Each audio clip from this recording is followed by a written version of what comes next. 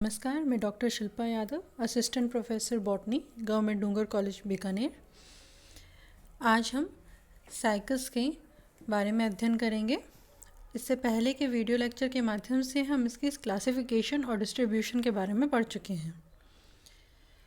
आज हम इसके आर्थिक महत्व या इकोनॉमिक इम्पोर्टेंस के बारे में जानेंगे। साइकस की स्टेम और सीड से स्टार्च प्राप्त होता है। स्तंभ और बीजों से स्टार्च प्राप्त होता है। इसे सागो मिलता है, सागो पाम इसीलिए इसका नाम है।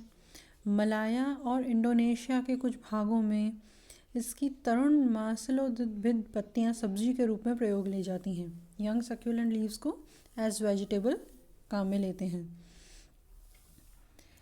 साइकस सर्सिनिलिस की जो यंग लीव्स होती हैं उन्हें stomach disorders, flatulence, blood vomiting, skin disease के लिए एज ए रेमेडी काम में लिया जाता है। मतलब साइकस सर्सिनिलिस की जो तरुण पत्तियां हैं उनका रस आमाशय व त्वचा के रोगों में तथा रुधिर वमन में प्रयोग में लिया जाता है।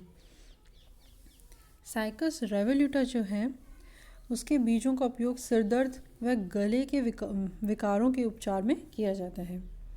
साइकस रेवोल्यूटा के जो सीड्स होते हैं उससे एक टिंचर बनता है और उस टिंचर को हेडेक, किडीनेस और सोर थ्रोट में काम में लेते हैं। इसकी जो पोलन ग्रेन्स हैं वो नार्कोटिक हैं, स्वापक हैं। परागकण कैसे हैं? स्वापक हैं। साइकस रुम्फाई और साइकस सर्सिनिलिस जो हैं उसके माइक्रोस्पोरोफिल से एनोडाइज मिलती हैं। एक माइक्रोस्पोरोफिल मतलब लघु बीजाणु जो बीजाणुपर्ण हैं उनसे एनोडाई प्राप्त होती हैं। एक प्रकार की डाइज हैं, रंग करने के काम में आता है। साइकस रम्फाई से गम मिलता है जो मैलिग्नेंट एब्सेसिस में काम में के क्योर में काम में आता है। साइकस रेवोल्यूटा की जो पत्तियां हैं वो रिच इन नाइट्रोजन होती हैं, इसलिए उन्हें ग्रीन मैन्योर की तरह काम में लिया जाता है। साइकस रेवोल्यूटा की पत्तियों में नाइट्रोजन प्रचुर मात्रा में पाई जाती है, अतः ये धान, गन्ना व शकरकंद की फसल के लिए हरी खाद की तरह उपयोग की जाती है। तो ये है इकोनॉमिक इम्पोर्टेंस या आर्थिक महत्व साइकस का। अब हम आगे चलते हैं और हम जानते हैं कि साइकस की जो मेन प्लांट बॉडी है, मुख्य पादप शरीर है, वो कैसा होता है? स्पोरोफिटिक होता है, बीजाणुभिद होता है। तो इस बीजाणुभिद की जो बाह्य संरचना या एक्सटर्नल मॉर्फोलॉजी उसके बारे में अध्ययन करते हैं। ये evergreen slow growing palm like small tree है।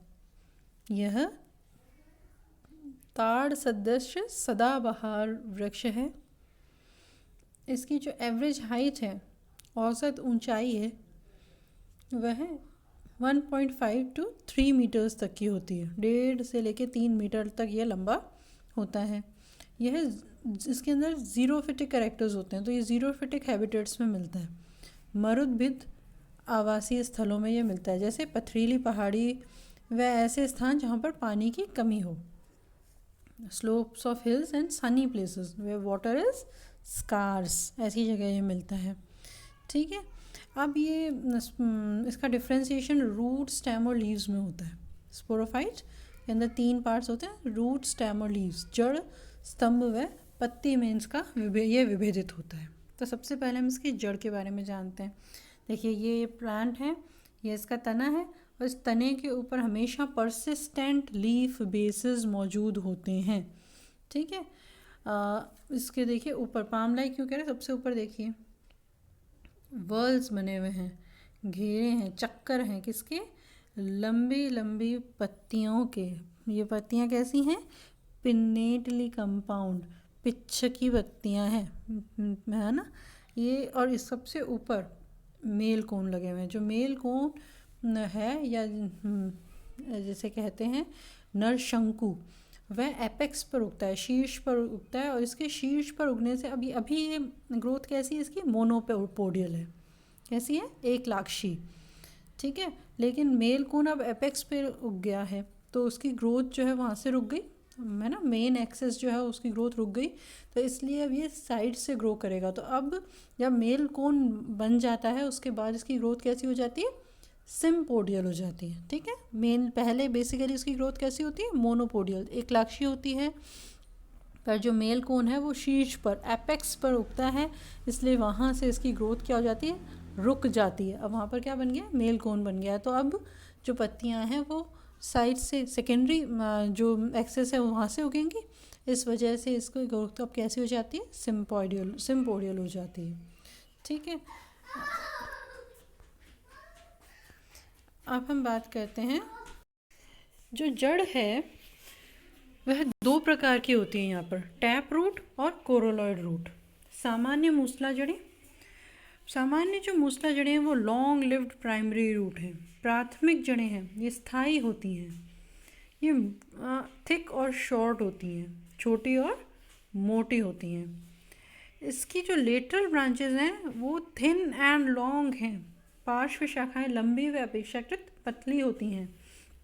ये जड़ें पॉजिटिवली जियोट्रॉपिक हैं, घनात्मक गुरुत्वानुवर्ती है, मतलब ये मिट्टी की ओर, अर्थ की ओर मूव करती हैं, है ना, इसलिए पॉजिटिवली जियोट्रॉपिक है। इसकी वृद्धि नीचे की ओर होती है। इनका कार्य पौधों को मिट्टी में स्थिर रखना तथा जल व अन्य पोषण पदार्थों का अवशोषण करना होता है। मेन फंक्शन एंकॉर्ज और absorption of water and minerals है। दूसरे प्रकार की जो जड़ें हैं वो हैं कोरोलॉइड रूट्स, प्रवालाभ जड़ें। ये जो प्रवालाभ जड़ें हैं, देखिए इनका डायग्राम देखिए, जो बी चित्र दे रखा है यहाँ पर वो कोरोलॉइड रूट है।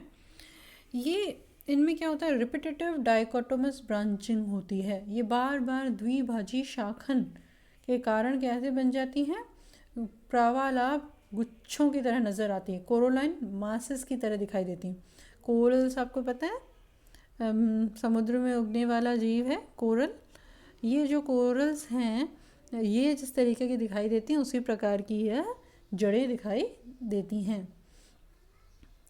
ये इन जड़ों में क्या है, सिम्बायोटिक एसोसिएशन है, सहजीवी है, किसके साथ, एनाबीना, ब्लू ग्रीन एल्गी, नील हरित शैवाल जो एनाबीना है उसके साथ कॉर्टेक्स के अंदर मौजूद रहती हैं। कहाँ पर है ये, कॉर्टिकल रीजन में मौजूद है, तो कॉर्टेक्स में मौजूद है, इस वजह से वहाँ पर क्या बन जाता है, एक विशिष्ट एल्गल जोन बन जाता है, स्पेसिफिक एल्गल जोन बनता है, शैवाल क्षेत्र बनता है, कहाँ पर, कॉर्टेक्स में। इस तरीके की एल्गी जो प्लांट के अंदर रहती है उनको हम क्या कहते हैं, एंडोफाइटिक एल्गी, अंतःपादपी शैवाल कहते हैं। अब ये सिम्बायोटिक एसोसिएशन क्यों है, क्योंकि यह नाइट्रोजन फिक्सेशन में हेल्प करता है ना, नाइट्रोजन स्थायीकरण में सहायक होता है। उसके बाद देखिए ये अपोजियोट्रोपिक हैं, अगुरुत्वानुवर्ती हैं, मतलब यह मिट्टी की और धनात्मक गुरुत्वानुवर्ती ना होकर सतह पर रहती हैं। कहाँ पर होंगी, सॉइल की सरफेस पर होंगी, ऊपर हमारे को दिखाई देंगी। ये नेगेटिवली जियोट्रॉपिक हैं एक तरीके से। ठीक है, और सबसे इम्पॉर्टेंट बात, इनके अंदर लेंटिकल्स मौजूद होते हैं। लेंटिकल्स क्या होते हैं, लेंटिकल्स वात रंध्र होते हैं। इनका कार्य क्या होता है, श्वसन का होता है, रेस्पिरेशन में हेल्प करते हैं, या मतलब वाटर के गैस के एक्सचेंज में ये मदद करते हैं। ठीक है, उसके बाद आगे चलें स्टेम पर। तो स्टेम कैसा है, ट्यूबरस और सबटरेनियन है, कंदील व अंतःभूमिक है। अब इसका जो शीर्ष है, एपिकल पार्ट है, उसके ऊपर ब्राउन स्केल लीव्स होती हैं, भूरे रंग की शल्क पत्र होते हैं। और इन शल्क पत्रों का काम क्या है, स्केल लीव्स की है क्या काम होता है, ये एपेक्स को प्रोटेक्टेड रखती हैं, एपेक्स की रक्षा करती हैं, क्योंकि एपेक्स से ही तो ग्रोथ हो रही है ना। Old stem becomes thick, columnar and woody and have woody leaf basis, persistent leaf base होते हैं, ये बात पहले बताई आपको। तो जब परिपक्व पौधा होगा तब उसमें स्तंभ मोटा बेलनाकार खंबे जैसा वे काष्ठील हो जाता है, और इसके साथ ही साथ इसमें स्थायी काष्ठील पर्णाधार भी मौजूद होते हैं। ज़्यादातर ये कैसा है, अशाखित, अनब्रांच्ड है। अगर कोई चोट पहुंचती है या किसी प्रकार की इंजरी हो जाती है, मेरिस्टेमेटिक इंजरी, तब ऐसी अवस्था में जो रूट शूट एपिकल मेरिस्टेम है, प्ररोह शीर्ष मेरिस्टेम है, वो 2 भागों में विभाजित हो जाता है और इसकी वजह से स्टेम हमें कैसा दिखाई देता है, द्विभाजी शाखित, डाइकोटोमसली ब्रांच्ड दिखता है, लेकिन है कैसा, ये मोनोपोडियल है। ठीक है, और इसके आगे आपको और आगे बात बताई थी ना कि सिम्पाइडोडियल कैसे हो जाएगा, जब मेल कोन है वो हमेशा एपेक्स पर उगता है, उसकी वजह से ये सिम्पाइडियल नज़र आने लगता है। आगे चलते हैं, इसकी पत्तियों के बारे में बात करें तो जिम्नोस्पर्म में दोनों तरीके की पत्तियां होती हैं, मोनोमॉर्फिक और डायमॉर्फिक, एक रूपी व द्विरूपी। तो यहाँ साइकस के अंदर पत्तियां द्विरूपी हैं। सामान्य या स्वांगी कारक पत्तियां फोलियस और एसिमिलेटरी लीव्स, या शल्क पत्तियां और स्केल लीव्स। ठीक है, तो फोलियस लीव्स कैसी है, लार्ज पिन्नेटली कंपाउंड, बड़ी पिच्छाकार संयुक्त है और स्तंभ के शीर्ष पर एक मुकुट के रूप में मौजूद होती हैं, form a crown on the top of the stem. यह एक जो लीफ होती है उसके अंदर 80 to 100 पेयर्स ऑफ लीफलेट हो सकते हैं। रैकेस के ऊपर कितने पर्णक मौजूद हो सकते हैं, 80 से 100 जोड़े मौजूद हो सकते हैं। प्रत्येक पर्णक अवृंत, लंबा, रैखिक अथवा अंडाकार होता है। Leaflets sessile, elongated and Ovett और लेंसियोलेट होती है with flat and revolute margins. इनके अंदर सर्सिनेट वर्नेशन देखने को मिलता है, कुंडलित होती हैं फर्न्स की तरह।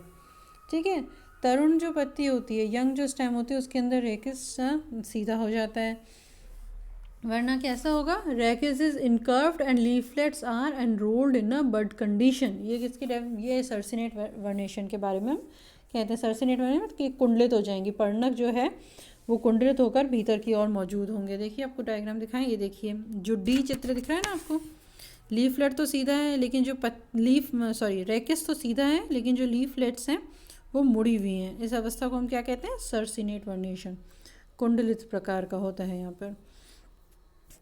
फिर उसके बाद करते हैं हम बातें, तो रेमेंटा मौजूद होता है, तनुशल्क होते हैं पत्तियों के ऊपर जब पत्तियाँ यंग होती हैं, तरुण अवस्था में होती हैं तब। अब शल्क पत्तियाँ या स्केल लीव्स कैसी होती हैं, छोटी, भूरी व लगभग त्रिकोणीय होती हैं, स्मॉल, ड्राई एंड ट्रायंगुलर होती हैं।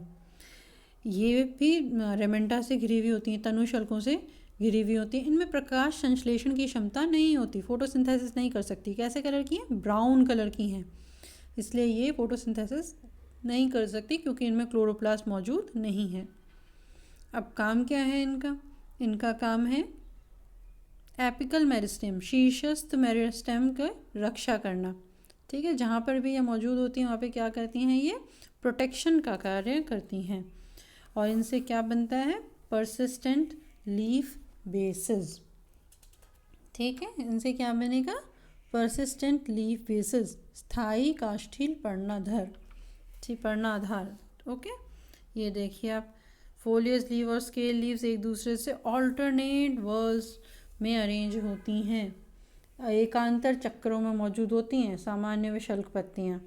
एक वर्ष में केवल एक ही मुकुट बनता है, मतलब एक ही चक्कर बनेगा, है ना। लेकिन साइकस सर्सिनेलिस व साइकस रेम्फाई में प्रतिवर्ष 2 मुकुट बनते हैं, 2 क्राउन्स बन जाते हैं। ठीक है, और यह जो मुकुट है उसमें पत्तियां सर्पिल क्रम में मौजूद होती हैं, स्पाइरल होती हैं, स्पाइरली अरेंज्ड होती हैं। तो देखिए बीच में रेकिस है और 80 to 100 क्या होंगी, इसमें लीफलेट्स होंगी। लीफलेट्स सेसाइल हैं, इनके नीचे कोई भी वो क्या कहते हैं, व्रंत मौजूद नहीं है। ठीक है, और यंग अवस्था में इसमें सर्सिनेट वर्नेशन दिखाई देता है, जिसमें रेकिस तो सीधा ही रहता है परंतु जो लीफलेट होती है, जो पर्णक होते हैं, वह मुड़े हुए रहते हैं। धन्यवाद।